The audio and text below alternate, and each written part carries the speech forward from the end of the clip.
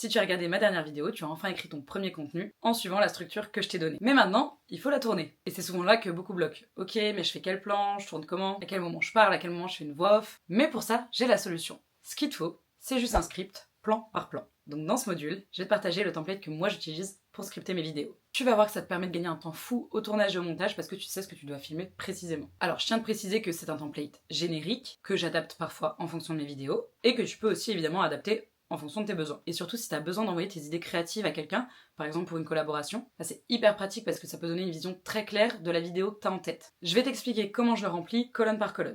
La colonne 1, je l'appelais plan. Là vraiment, je note ce qu'on voit à l'écran. Là par exemple pour cette vidéo, je pourrais écrire face cam avec le fond. Mais par exemple si je parlais d'un produit, je pourrais dire face cam avec le vase dans la main. Vraiment j'essaie d'être assez précise. Est-ce que c'est moi qui ai à l'écran? Est-ce que c'est un objet? L'angle que je veux donner? Le but c'est de mettre un maximum d'infos utiles. Dans ma colonne 2, je note transition. Avant je notais les transitions que je voulais faire dans plan, mais maintenant je trouve ça plus simple d'avoir une colonne dédiée à ça. Mais pareil, je l'utilise pas pour tous les projets par exemple. Je l'utilise notamment sur des vidéos où je sais que je vais avoir beaucoup de transitions et que je veux pas me perdre. Donc là je note les transitions d'entrée et les transitions de sortie. C'est-à-dire la transition pour commencer ton plan et la transition pour finir ton plan. Et je suis notamment précise sur les transitions que je dois faire au moment du tournage. Par exemple si j'ai besoin de passer ma main devant la caméra, ou de tourner la tête, ce genre de transition là. La colonne 3, c'est l'audio. D'abord la première chose que je précise, est-ce que c'est une voix off? Est-ce que c'est une voix en direct? Ou est-ce que c'est de la musique? Du coup, s'il y a de la voix off ou de la voix en direct, c'est là où je vais noter ce que je dois dire plan par plan. C'est hyper important, notamment dans des vidéos où tu as beaucoup de différents plans et que tu dois faire des transitions, de savoir quelle phrase tu dis à quel moment. Si j'ai des idées de musique que je veux mettre, je le note aussi à cet endroit-là. Et parfois, même si j'ai des idées de son en me disant, ok, à ce moment-là, j'ai besoin qu'il y ait des applaudissements,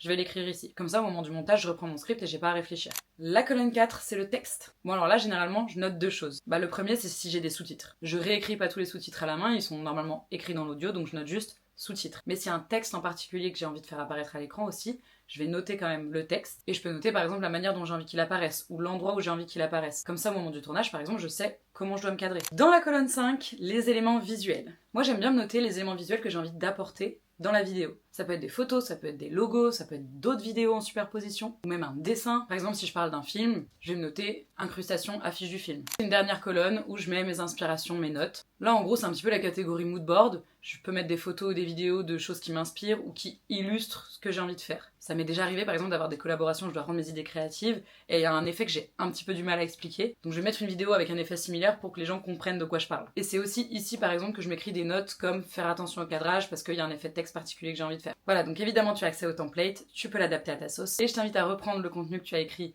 grâce à la vidéo précédente et à créer ton script détaillé plan par plan pour cette vidéo. Que la force créative soit avec toi. La visage!